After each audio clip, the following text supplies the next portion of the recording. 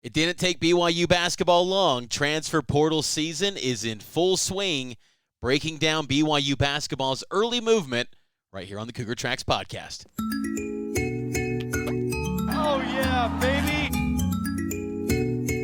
You know, Mitch. Big 12 open for business. They love their Cougars. You win some, you lose some, right? That's how the transfer portal goes. Welcome on into the Cougar Tracks podcast, powered by KSLSports.com. I am your BYU insider, Mitch Harper. Happy as always to have you on board of the podcast, wherever and however you may be listening to the show. BYU basketball gains a commitment. They also lose a guy to the portal. We'll break it down right here on the show. Dominique Diomande is the newest member of the BYU basketball program. It was first reported by On3's Pete Nakos, to give him his props. We've since confirmed it with KSL Sports. He's going to be a BYU Cougar. The 6'8" forward out of France transfers via the University of Washington Huskies in the Big Ten Conference.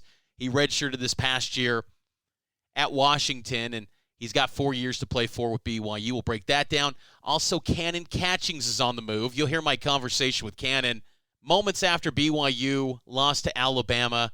I don't think it's a complete surprise, but we'll unpack all of it here on this edition of the show.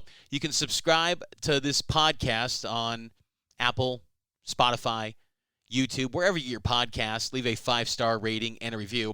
It helps out the show a ton. And also download the KSL Sports app so you can get my bylines and push notifications of all the latest BYU basketball, BYU football news. BYU football spring ball is officially a wrap. So, lot to get to this offseason, and it's off to a big start for BYU basketball. As again, they get Dominique Diomande from Washington. But we'll start things off with the news of Canon Catchings entering the portal. And what was interesting was Rivals.com reported that Canon has a no contact in the portal. Very interesting stuff there. That typically means they being a player or a prospect, knows where their next move is going to be. We'll see where Canon Catchings ends up here in the portal, but I don't think it comes as any complete shock to Cougar fans that Catchings is going portaling. What was so interesting about Catchings, incredible talent. He's got just God-given abilities that you can't coach, you can't teach. His offensive game is legit, tons of potential. And he could definitely be an NBA prospect. We have to understand that when people say he was going to be a bona fide first-round pick, that was primarily just one mock draft report, typically. It was only just one guy pushing that out there that he was going to be a first-rounder.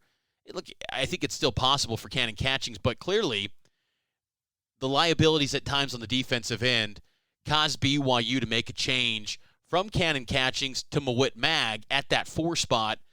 In many respects, changed BYU's season. Look, Canon Catchings still had a spark off the bench. Wins against Baylor, wins against Arizona.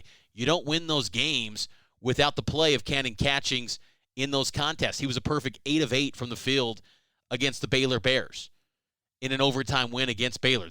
Those are going to be memories that you always remember with Canon Catchings, and he was a heralded recruit. Got released from his letter of intent with the Purdue Boilermakers. BYU staff, Tim Fanning, had a connection to him with Overtime Elite. I remember being in the Marriott Center Annex with Catchings getting released from his letter of intent from Purdue. I was at the Marriott Center Annex. We spoke with Kevin Young in the summertime. It was a media availability, and later that day, he's like, there's some new developments. I'm kind of paraphrasing. I remember what he said, but he's like, there's some new developments that we'll have to look at, and it was kind of indirectly at Canon Catchings because they knew they had a connection to him, and they pursued that, and they landed him. And Canon started the season. Look, I had high expectations for Canon Catchings. I looked at him as being him and Yegor Demin were going to lead BYU basketball in 2025. And I think Kevin Young maybe thought that too, based on the fact that Canon Catchings started the season for BYU. He started every game up until January 14th. And then once that change happened against Oklahoma State, Catchings goes to the bench. Everyone was over-analyzing that body language. My goodness. Kind of felt bad for him in some respects. But holy cow, the overanalyzation of his body language was insane this year. It's pretty clear why Kevin Young made this move. Defense, defense, defense. From the opening night, that was the challenge from Kevin Young to Canon Catchings, was to get better on the defensive end. Offensive skills have always been off the charts for Canon Catchings. No one's debating that at all. He's got tons of ability. The way he shoots is a thing of beauty. He's got beautiful form, beautiful stroke. He's a brilliant talent. He's long. He's got all the great measurables. But defensively, there were issues. And that's why they made the change, because BYU was in a place where they were 10-5. They needed to start winning games. And the toughest stretch of the schedule was coming up. And if you didn't make that change, you're probably not in the Sweet 16. You're probably not an NCAA tournament team. They make that change. They go 16-5 the rest of the way, and the season ends in a Sweet 16 run. Catchings' availability was kind of limited in the final month of the season due to a knee injury. And he honestly went from the Arizona game, February 22nd, where he scored 14 off the bench in that big win in Tucson. He didn't score a bucket again until the Sweet 16 game, where he had that alley-oop dunk. And then he fired off a couple three-pointer attempts against Alabama on Thursday night. But that was it as far as field goals for Canon Catchings. So it probably didn't play out the way he envisioned. This was me with Canon Catchings after the Alabama game. And I know that some of his clips have gone somewhat viral in the BYU community on social media. This was my conversation with him after the Alabama game. Right here with Canon Catchings after BYU falls to Alabama. You got the chance to get some minutes in this game, Canon. What went sideways for you guys as a team tonight in this game against Bama? I feel like they just shot the ball, really well. Props to them. They shot the ball really well, made a lot of threes, broke the record. Was there anything they did that was maybe unexpected on the scouting report? I mean, breaking the record for threes made in a game. Can you put into words just maybe your first year at BYU, just your thoughts? I know it's probably emotional right now, but your feelings of how this first year and what's next for you? I mean, I'm not sure. I don't know. I don't know what to say. Do you want to come back to BYU next year? I don't know. I'm not sure. What do you feel like this team accomplished this season? I mean, we accomplished a lot, just being a team that nobody really believed in and did better than expected. Everybody else expected us to do. There you go. That was Canon Catchings after the Alabama game with me in Newark, New Jersey. I wish Canon Catchings nothing but the best. I think he's going to have success in his basketball career. Great bloodlines. Dominique Catchings, an all-timer. Love seeing her in BYU gear this season. But, hey, this is the nature of college basketball. It happens. You're going to get guys. But you know what? Sometimes it's not going to always work out. But the thing is that Kevin Young and his staff have the connections and the ability to get some very intriguing prospects, and that now transitions into the next piece of the transfer portal activity for BYU. They land Dominique Diomande, who we've confirmed that he's signed with BYU. He's committed. He's going to be a BYU Cougar, 4 years to play for. Washington initially listed him as a 6'8" forward. Most places say 6'7" on him, but he's an intriguing prospect. Going to turn 20 years old coming up in June.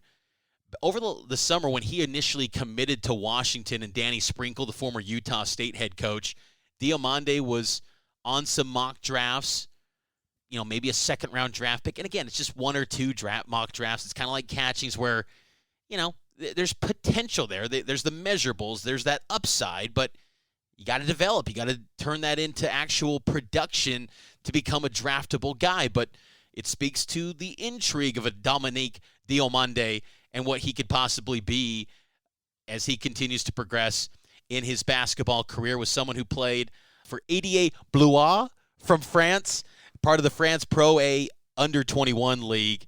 He averaged 16.0 points per game, shot 51.9% from the field, averaged 6 rebounds, 2.0 assists, 1.8 steals per game. He was kind of viewed as a player that Washington fans wanted to see potentially play.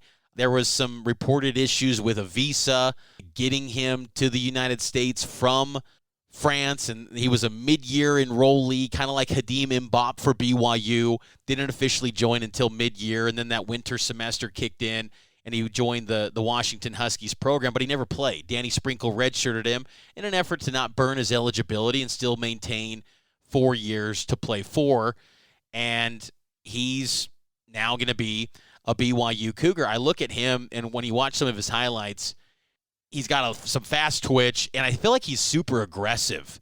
It feels like he's a guy that just there's an intensity to his game. And when you think about some of the games that BYU struggled in against Houston, against Alabama, that aggressiveness, that fast twitch, at times that was lacking from BYU, and maybe he could provide that. Look, he's a young guy, and I don't expect him to be necessarily a starter, but I feel like his skill set is conducive to, being a guy that could be in a, 7 to 8 man rotation. I don't expect another 10 to 11 man rotation again for Kevin Young next season, but a 7 to 8 man rotation, sure. I think that could definitely be the case. He also played for the Ivory Coast senior team during the 2023 FIBA World Cup qualification. It's interesting, BYU's got a grad assistant, Charles Abuo. He also played for the Ivory Coast national team.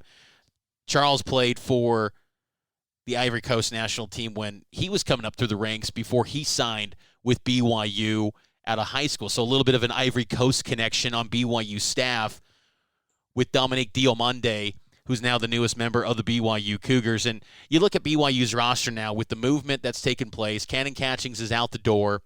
He's in the portal. They add Dominique Diomande to the roster for the 2025-2026 season.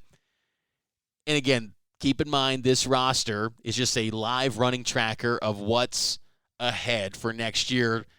This doesn't, factor in any projected portal guys. This is just what it is now, and when guys enter the portal, we'll adjust accordingly. But as of right now, this is where it stands. Dawson Baker, Dallin Hall, Richie Saunders, Keba Keita, Mihailo Boskovic, that's your seniors. Yegor Demin, a sophomore. We'll see what happens with him. He kind of left the door open, but you'd think it would be likely NBA. But, hey, seen crazier things. Maybe he's a BYU guy, and you can tell that Yegor truly loves being at BYU. He really is a BYU guy. Even Kevin Young said it in Newark. Yegor likes being at BYU. It'd be real interesting if he came back and ran it back one more season. Elijah Crawford, a sophomore, Brody Kozlowski. We'll see what happens with his eligibility. He got banged up this year. We'll see if he can qualify maybe for a medical redshirt, but if not, he's a sophomore. And then freshman, Hadim Mbop, redshirt freshman. Dominique Diomande, redshirt freshman. And then A.J. Dabansa and Xavier Staten, that's your freshman. So that gives you 12 guys on the roster. The roster is capped off at 15 players. So you've got 8 returning players as of now, 4 new guys added to the mix. I'm factoring in Hadim Mbop as a new guy, basically, and then 3 remaining spots. It's tricky with the returning walk-ons because Jared McGregor, Max Triplett, Townsend Triple, they all have eligibility remaining, but kind of curious to see what happens there with them.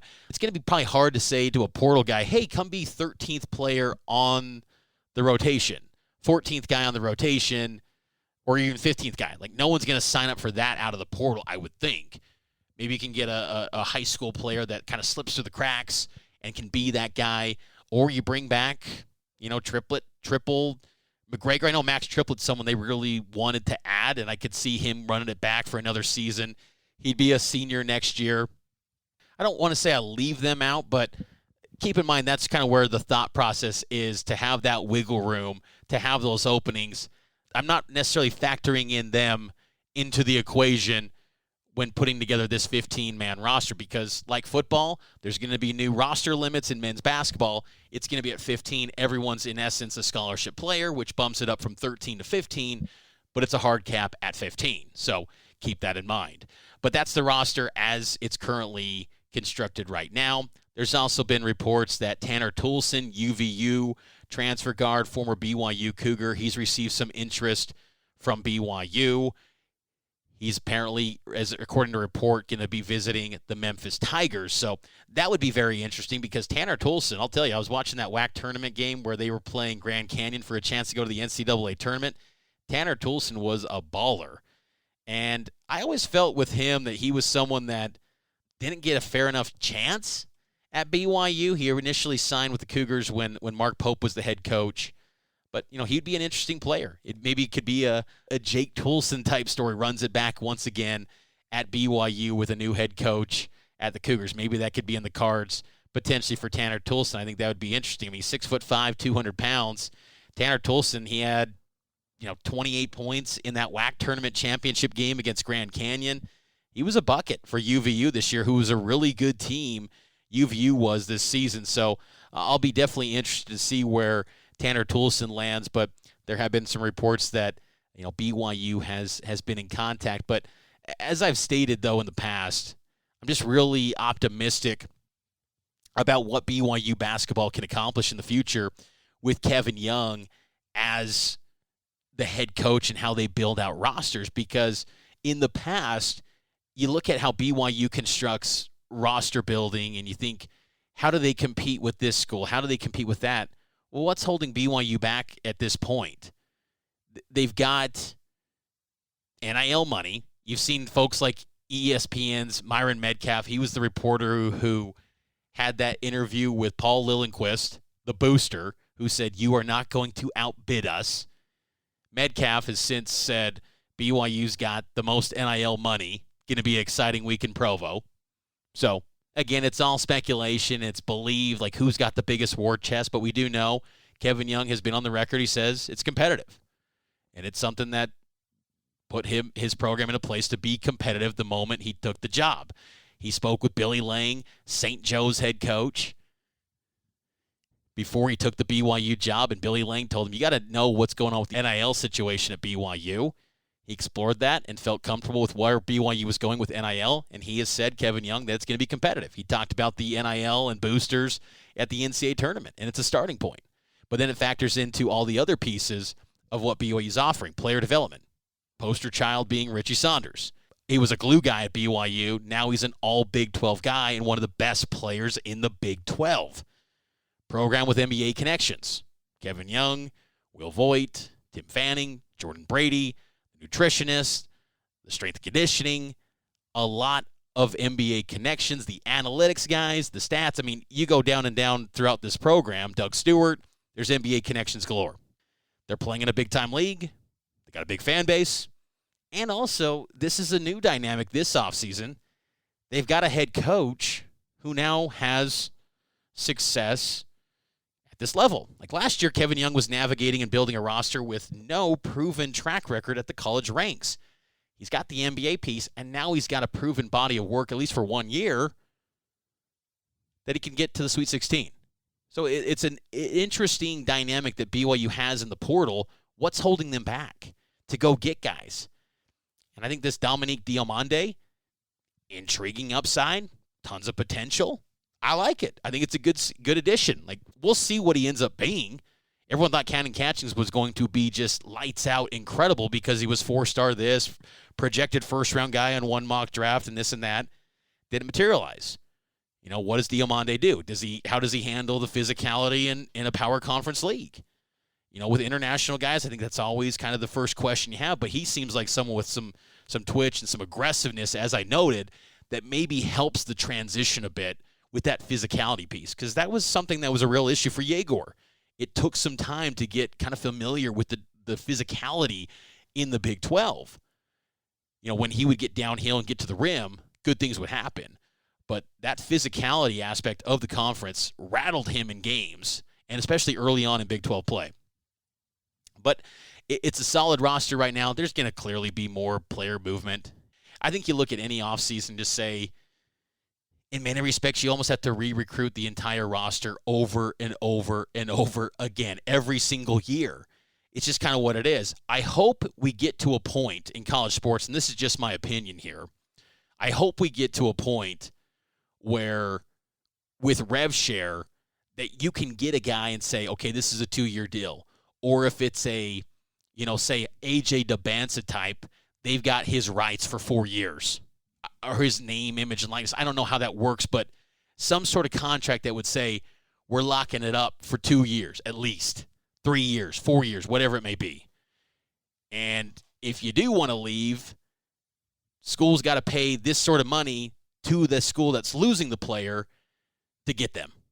I feel like something like that has to happen to have a little bit more stability in the player movement and roster building and forecasting ahead for the future. Because when I lay out that roster, that could change in, 8 hours. It could change in minutes, in moments. That can all just change in a heartbeat with how the portal operates. But that's what I would like to see eventually with college basketball, with college football, is getting to that point where you can lock in length of period of time on these rev share deals, and it's for a certain amount of years. That's got to be the next piece to creating more stability on these rosters, and allow still the traditional NIL. Keep doing that.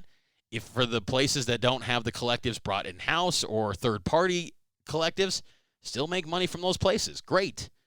But for rev share and for the contracts, lock it in.